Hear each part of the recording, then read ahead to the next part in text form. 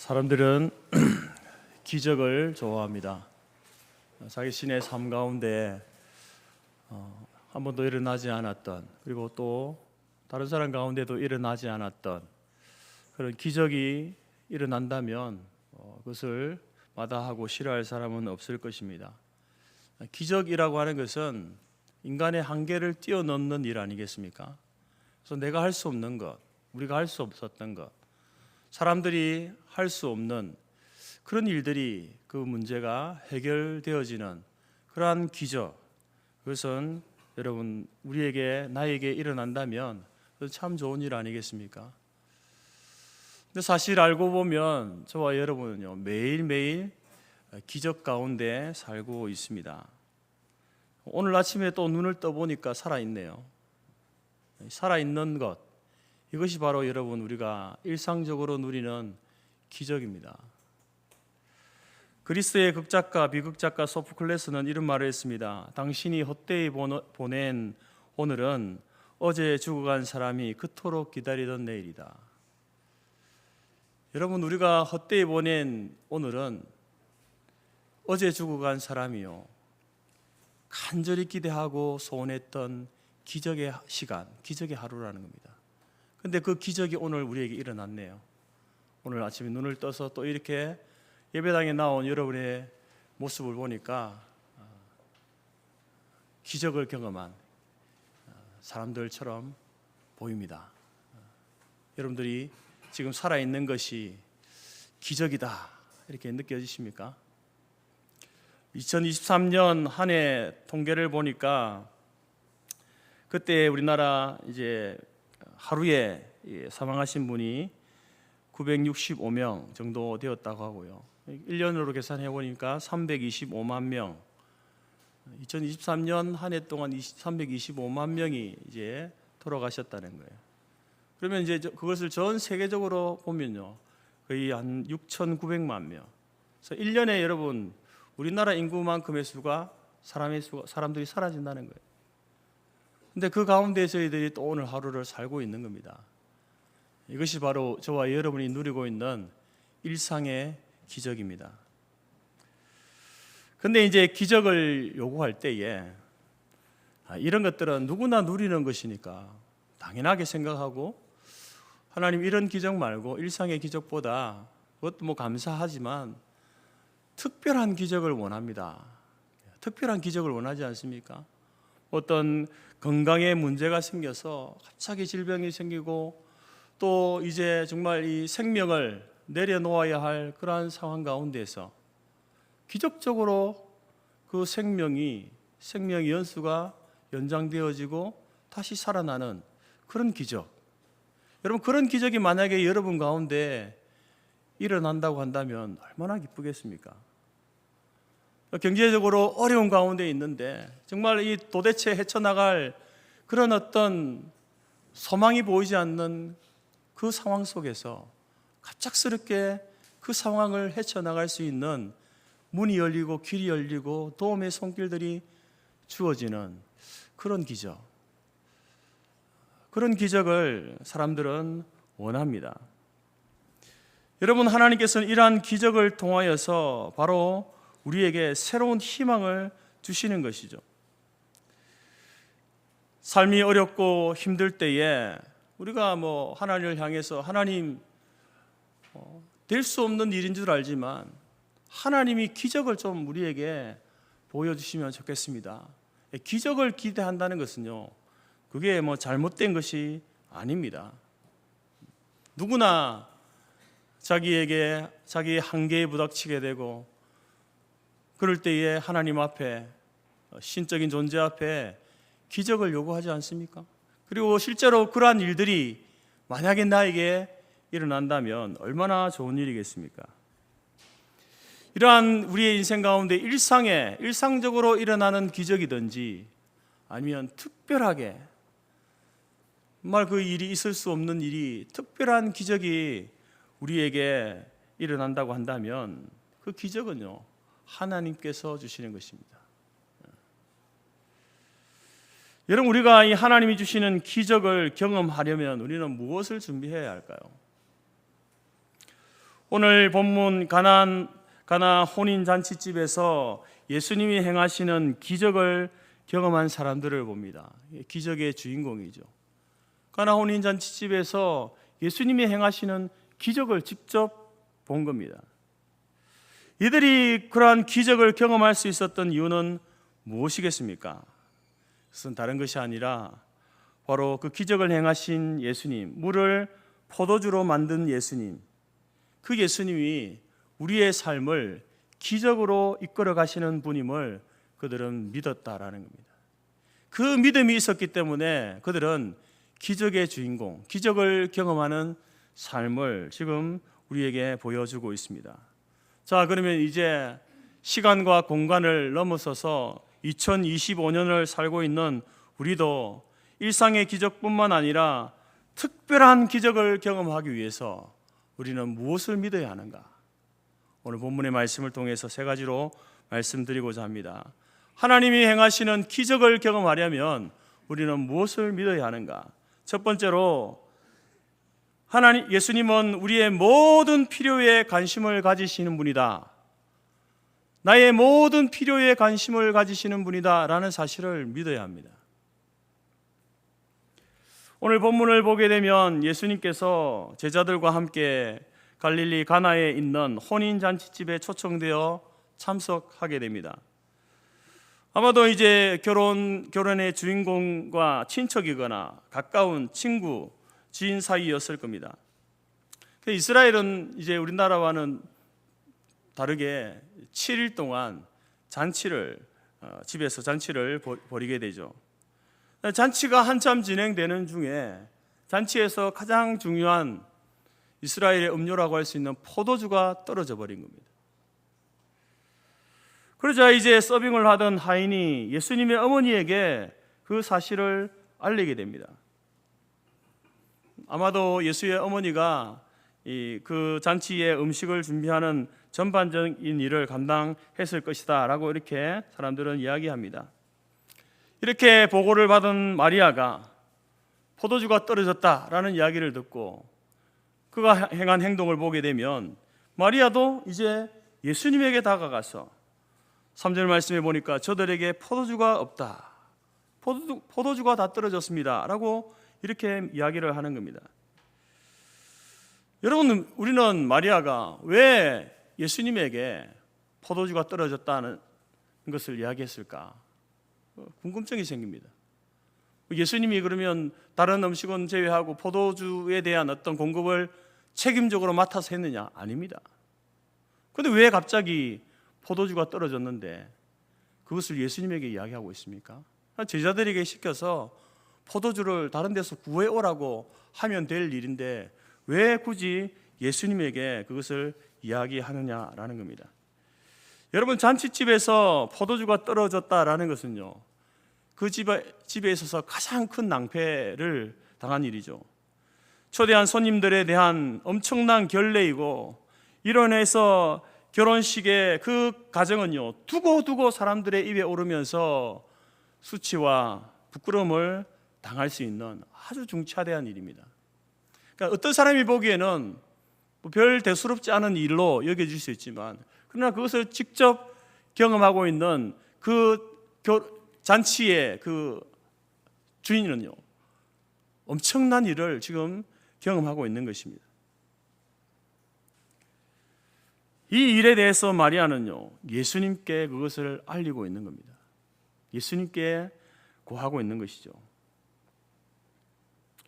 사람들은 가끔 하나님은 정말 크시고 위대하신 분이니까 하나님은 위대한 일에만 관심이 있고, 하나님은 거룩하신 분이니까 하나님은 거룩한 일에만 관심을 가지고 계실 것이다 라고 오해합니다.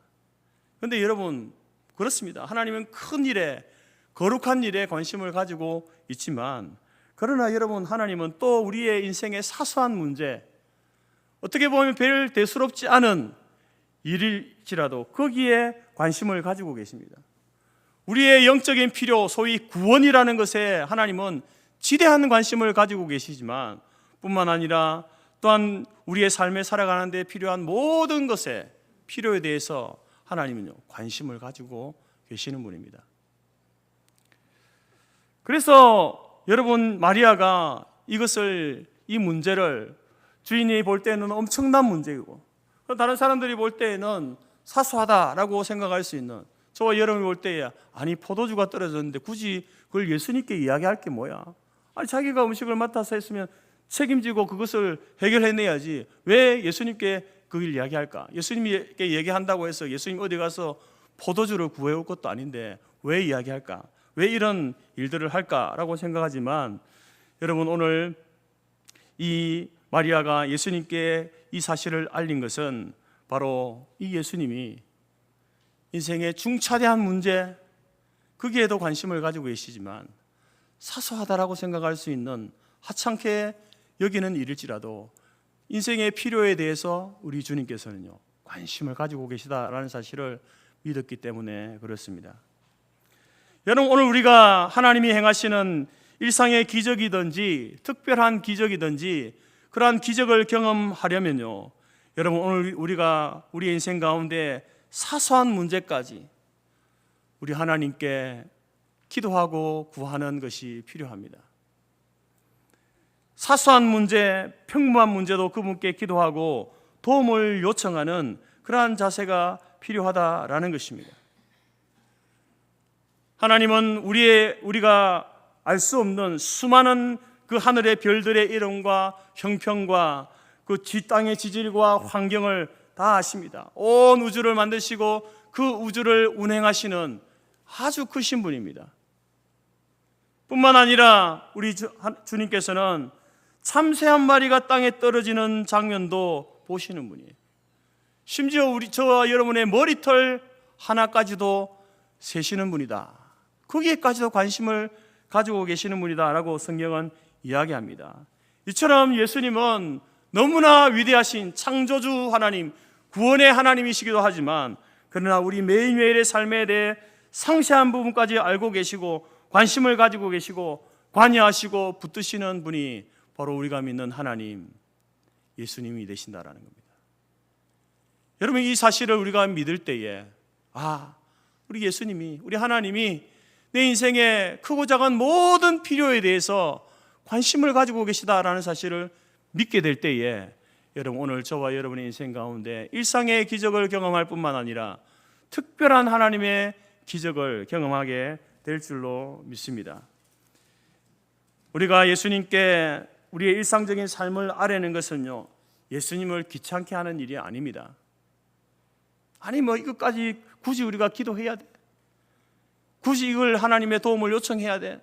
내가 스스로 해결할 수 있는 문제인데 라고 생각하는 것까지 하나님 앞에 기도하고 구하는 것, 하나님을 귀찮게 하고 예수님을 귀찮게 하는 것이 아니라 그 모습이 여러분 하나님을 위대한 분으로 인정하는 모습인 겁니다. 예수님을 위대하신 분으로 믿는 믿음의 행위가 바로 그런 기도라는 겁니다. 우리가 해결할 수 없는 큰 문제만 가지고 나아가서 기도하는 것 물론 필요합니다. 그것도 중요하지만 그러나 그냥 일상의 문제, 사소한 문제, 내가 쉽게 해결할 수 있지만 그러나 그 문제까지도 하나님의 도우심을 구하고 하나님의 인도하심을 구하는 그러한 자세가 바로 하나님을 위대하신 분으로 믿는 믿음의 행위다라는 것입니다. 따라서 여러분, 저와 여러분이 우리 하나님, 우리 예수님이 이러한 분임을 믿고 크고 작은 모든 일상의 일들을 구할 때에 우리 하나님께서 저와 여러분의 인생 가운데에 일상의 기적과 아울러서 특별한 기적을 우리 가운데 행하시고 경험하게 하실 줄 믿습니다. 이 믿음 가운데 여러분 기적을 경험하는 삶을 살아갈 수 있기를 바랍니다. 두 번째로 이제 기적을 경험하기 위해서 우리가 무엇을 믿어야 하는가? 예수님은 변화를 주시는 분이다라는 사실을 믿어야 됩니다. 오늘 본문에서 예수님께서 이제 중간의 과정을 다 무시하고 예수님께서 이제 물을 포도주로 만드시잖아요. 물을 포도주로 변화시킵니다.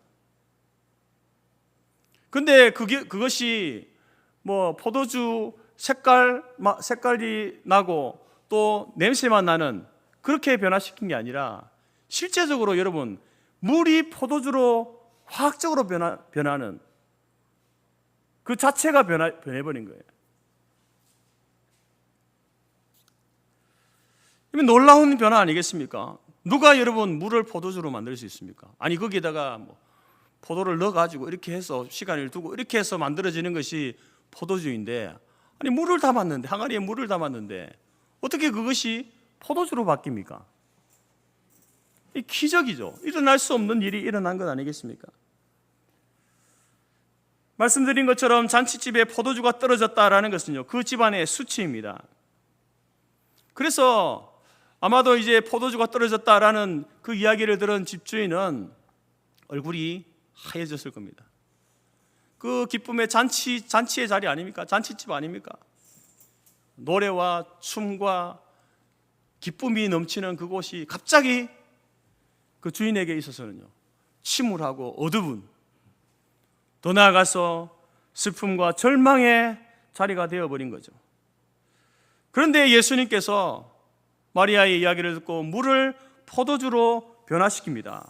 그러자 그 가족들의 그 수치가 다시 기쁨으로 변화되게 되고 파티의 분위기도 다시 변화되어지고, 더 나아가서 11절 말씀을 보게 되면요, 그 일로 인하여서 제자들의 믿음도 변화되어집니다. 제자들이 믿음의 사람으로 변화되어지는 것이죠. 여러분, 이처럼 예수님께서는 저와 여러분의 인생 가운데 변화를 요구하시는 분이십니다. 사람들은 또 변화를 추구하지 않습니까? 여러분도 변화를 추구하죠. 그래서 이제 미장원 가서 머리도 이렇게 하기도 하고, 이렇게 염색도 드리기도 하고, 또 예쁜 옷을 사서 입기도 하고, 살을 빼기도 하고, 이렇게 하지 않습니까?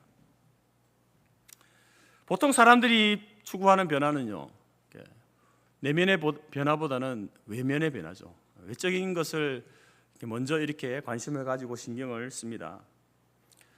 그런데 우리 하나님께서는 우리의 외모보다 우리의 마음을 변화시키시고 우리의 내면의 변화를 시켜서 새로운 사람으로 만들기 원하시는 거예요. 여러분, 오늘 가나 혼인잔치집에서 예수님께서 이런 물을 포도주로 만드는 이 변화, 이 기적을 행하시는 것은요, 그 기적 자체에 목적이 있는 게 아닙니다. 이 기적을 통하여서 예수님께서 기대하시는 바는 무엇이냐면 사람의 변화, 특별히 이 내면의 변화를 원하시는 것이죠.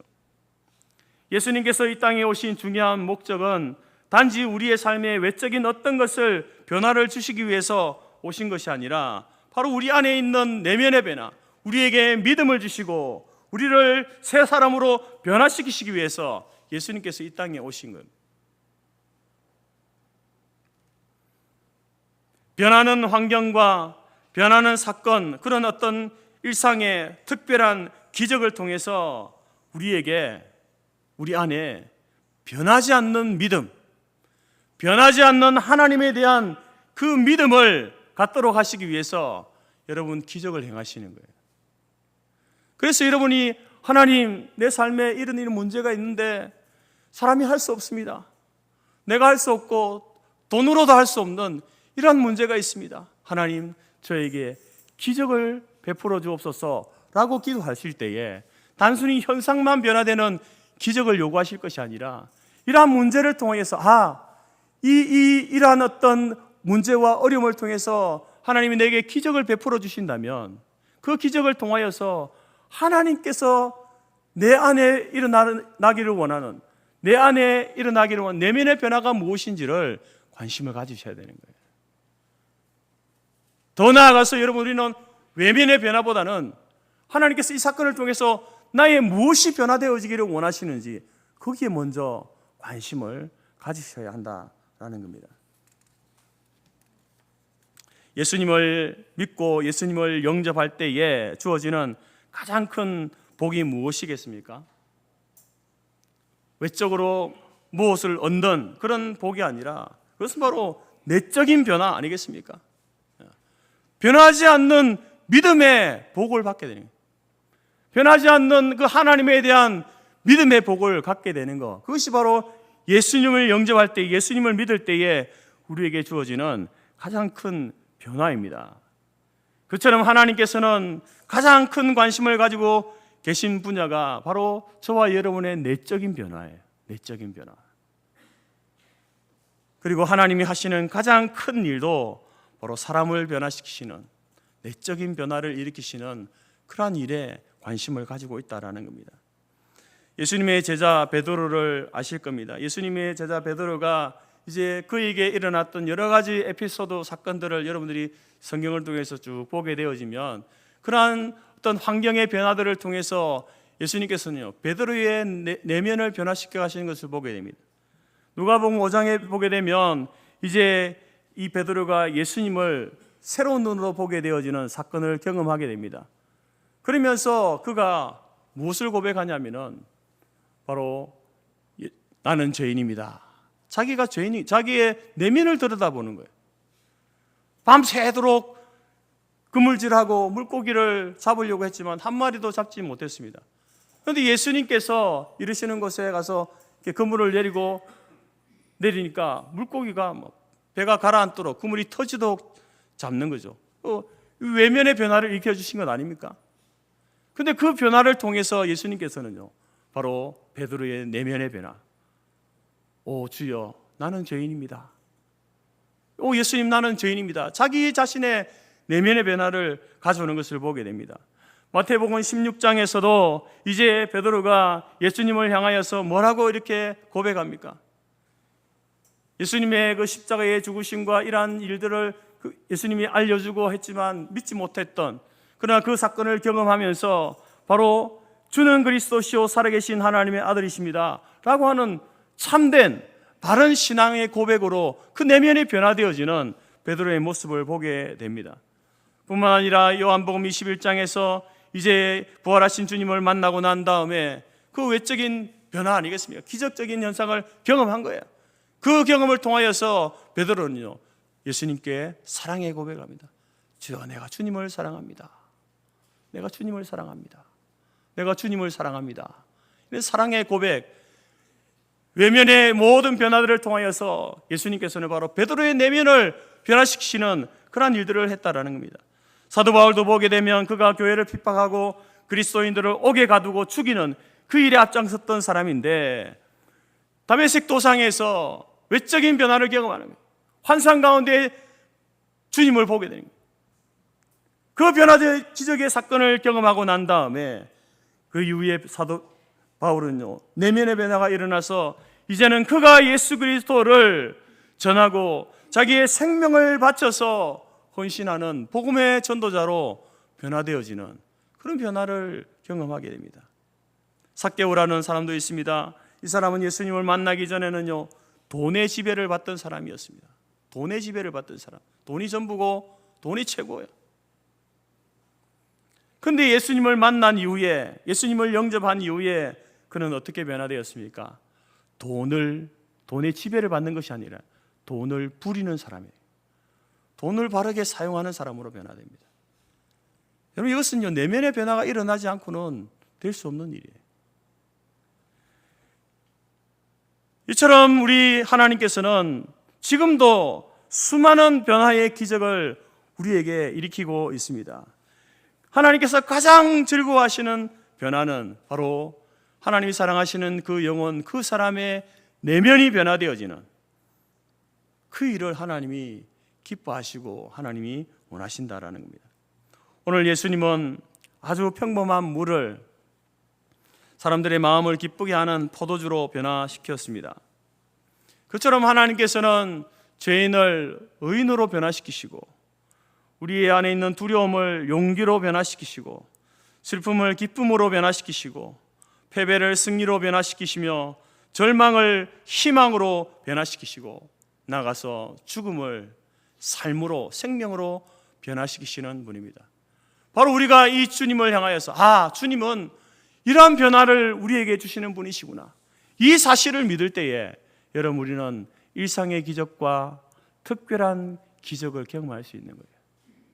그리고 그 기적을 경험하고 나서도 기적 경험하는 것으로 끝나는 것이 아니라 이 기적을 나에게 베풀어 주심이 무엇을 위한 것인지 알게 되어져서 궁극적으로 자신의 안에 내면의 변화를 가져오게 되는 더 큰 복을, 더 큰 기적을 경험하게 되는 것입니다. 오늘 저와 여러분이 이러한 사실, 우리 주님께서는 우리의 삶을 변화시키시는 분이다.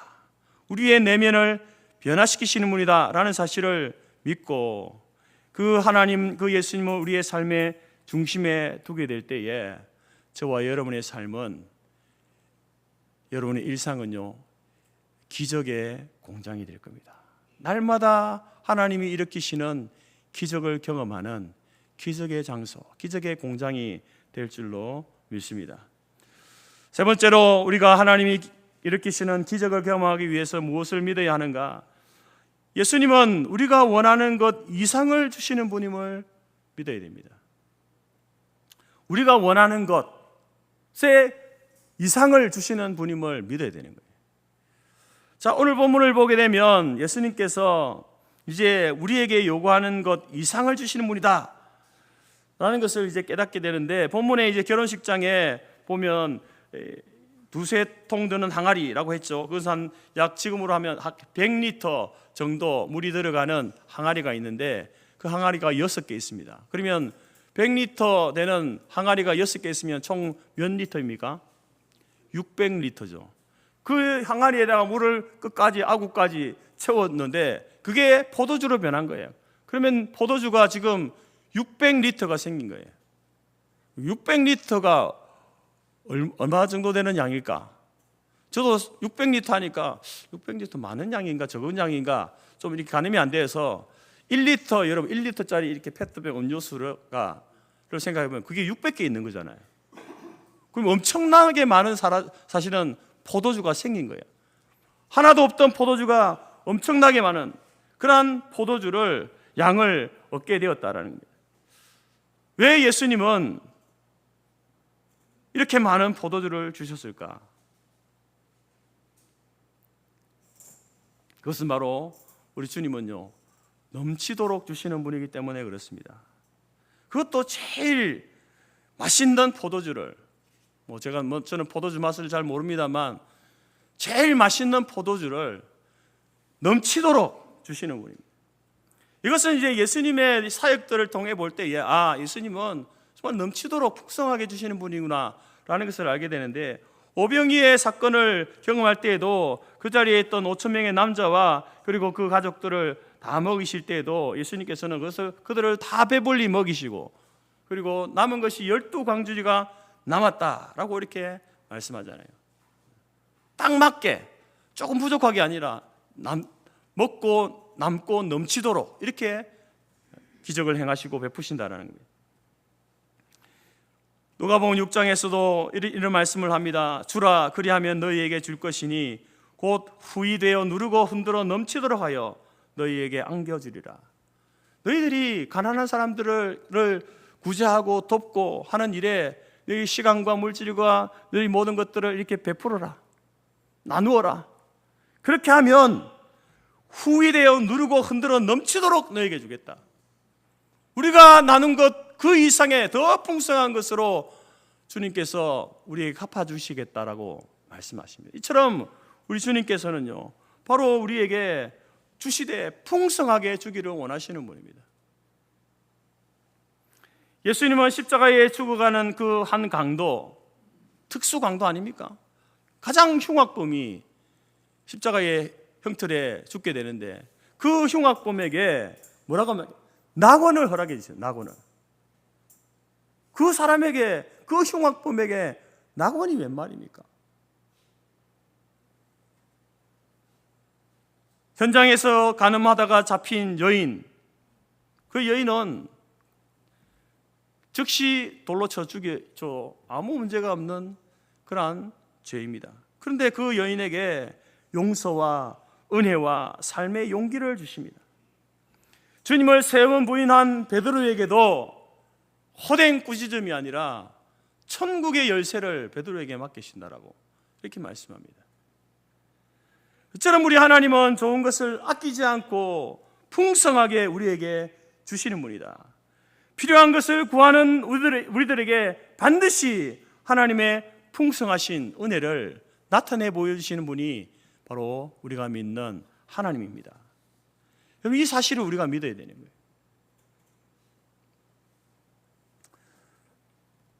그런데 목사님, 나는 하나님 앞에 기도했는데 그런 하나님의 풍성하심을 아직 내가 경험하지 못했습니다. 여러분, 만약에 그런 풍성하신 은혜를 경험하지 못했다고 한다면 지금만 생각하지 마십시오. 하나님의 은혜는요, 나중에 갈수록 더 커져갑니다. 지금 그것을 경험하지 못했다면 여러분, 반드시 여러분은 하나님이 흔들어 차고 넘치도록 부어주시는 풍성한 하나님을 경험할 때가 오게 될 줄로 믿습니다. 하인들이 항아리에 이제 물을 가득 채워서 이제 그것을 그 잔치를 전체를 이렇게 운영하고 있는 연회장에게 가서 맛을 보라고 이렇게 내놓습니다. 근데 그 맛을 보니까 너무 맛있는 거예요. 놀라움을 감추지 못하면서 이런 말을 합니다. 말하되 사람마다 먼저 좋은 포도주를 내고 취한 후에 낮은 것을 내거늘 그들은 지금까지 좋은 포도주를 두었다. 여러분, 이처럼 예수님은 항상 마지막까지 최선의 것을 남겨주시는 분입니다. 그래서 세상 사람들은 어떻습니까? 세상 사람들은 어떻습니까? 좋은 것을 먼저 내고요, 나중에는 그것보다 조금 떨어지는 것을 냅니다. 딸기를 살 때 저는 그것을 많이 느끼거든요. 탁 이 포장해 놓은 거 보면 정말 큼직하고 먹음직한 딸기가 위에 탁 있는데 그걸 사가지고 집에서 이렇게 싹 이래서 위에 하나를 걷어보면 그 밑에는 그것보다 못한 것이 있죠. 더 좋은 것이 있는 경우를 본 적이 없습니다. 그러나 하나님께서는 우리에게 어떤 것을 내놓으실 때에 처음부터 좋은 것을 주시죠. 처음에 좋은 것을 주시고 좋은 것에서부터 시작해서 나중에는요, 점점 더 최상의 것을 우리에게 주시는 분이라는 겁니다. 처음부터 좋은 것을 우리가 하나님 앞에 좋은 선물을 받았습니다. 그런데 나중에 시간이 흐르면 흐를수록 더 좋은 것, 더 최상의 것을 우리에게 주시는 분이 바로 우리 하나님이시다라는 겁니다. 사실 저와 여러분의 삶을 자세히 살펴보면 이미 하나님의 그 복이요, 이 아구까지 채워져 있습니다. 그것을 우리가 느끼지 못하고 깨닫지 못하기 때문이지, 이미 여러분 제가 말씀드린 것처럼 일상의 그 기적을 날마다 경험하면서 살지 않습니까? 하나님이 주시는 복을 우리는 이미 그 복이 아구까지 채워진 상태인데, 근데 그 복이 나중에 갈수록 더 커지는데, 여러분 그 하나님의 은혜와 하나님의 복은요, 천국에 들어가면요 클라이막스가 돼요. 그때 돼서야 여러분 클라이막스가 되는 거예요.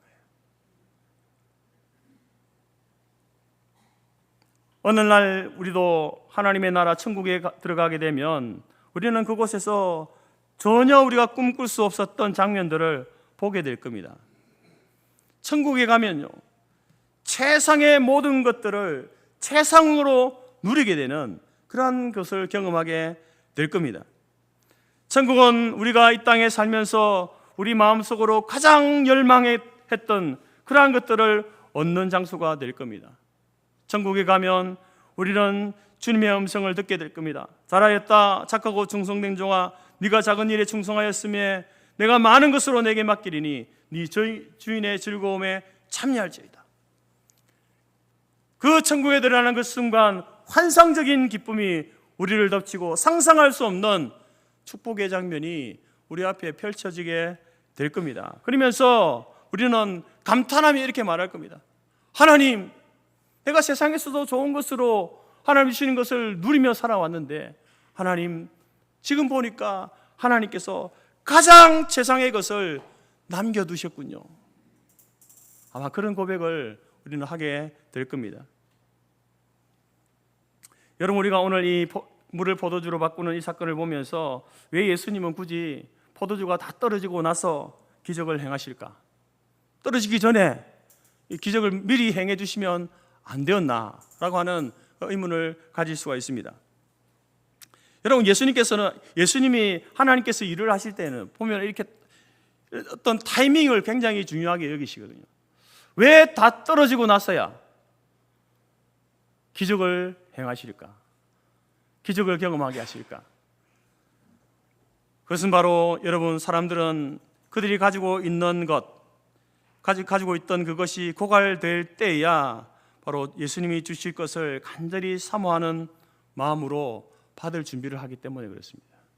자기 것이 아직 남아있으면요, 하나님이 주실 것에 대한 기대를 하지 않는 거예요. 내게 아직까지 내 자원이 남아있고 힘이 남아있고 이거 사용하면 되지, 이거 하면 되지. 근데 그것이 똑 떨어져야만, 그때서야 비로소 사람들은요, 하나님 나 없어요, 하나님이 주셔야 됩니다, 하나님께 구하고 하나님께 기대하는 마음을 갖게 되는 거예요. 그래서 여러분, 하나님의 기적과, 일상의 기적과 특별한 기적의 은혜를 경험하려면요, 사모하는 마음, 기대하는 마음이 중요한 거예요. 어떤 목사님이 이렇게 말했습니다. 천국에서의 음식값은 천국의 음식을 사모하는 마음이다. 천국에서의 음식의 값은요, 그것을 사모하는 마음이랍니다. 여러분, 우리에게 바로 천국에서 벌어질 그 놀라운 일, 하나님께서 더 최상의 것으로 우리에게 남겨주신 그것을 이 땅에서 우리가 경험하기를 원한다면 그것에 대한 기대하는 마음이 있어야 되는 거예요. 하나님께서 우리에게 기적을 베풀어 주시는데 그 기적을 하나님 나에게 오늘, 나에게 지금 여기에서 베풀어 주옵소서 구하고 기대하는 마음이 우리 가운데 있어져야 한다는 거죠. 예수님이 주시는 새로운 포도주의 값도 바로 그 사모하는 마음이었습니다. 사모하는 마음만 있으면 천국의 음식값, 예수님이 주시는 포도주 값을 치르고 바로 그것을 얻게 될 것입니다. 여러분의 지금 그런 마음이 있습니까? 간절한 마음, 간절한 기대, 사모하는 마음이 있습니까? 진짜 예수님을 간절히 사모하는 마음이 있습니까? 그처럼 사모하는 마음을 가지고 예수님께 나오게 될 때에 여러분, 예수님은 우리의 풍성한 생명을 주시는 하나님이 되실 것입니다. 또한 사모하는 마음을 가지고 예배에 임할 때에 그 예배 가운데에 변화와 치유와 하나님의 놀라운 복과 말할 수 없는 은사를 우리에게 부어주시는 그러한 시간, 그러한 장소가 이 예배의 장소가 될 줄로 믿습니다. 사랑하는 성도 여러분, 하나님의 행하시는 일상의 기적과 하나님이 우리 가운데 행해 주실 특별한 기적을 사모합시다. 사모함의 크기만큼 하나님의 큰 은혜를 우리에게 주실 줄 믿습니다. 우리의 간절함이 클수록 우리에게 주시는 기적의 크기도 커질 줄로 믿습니다. 우리의 필요를 아시는 주님께서 우리가 구하는 것보다 더 풍성하게 주실 줄 믿습니다.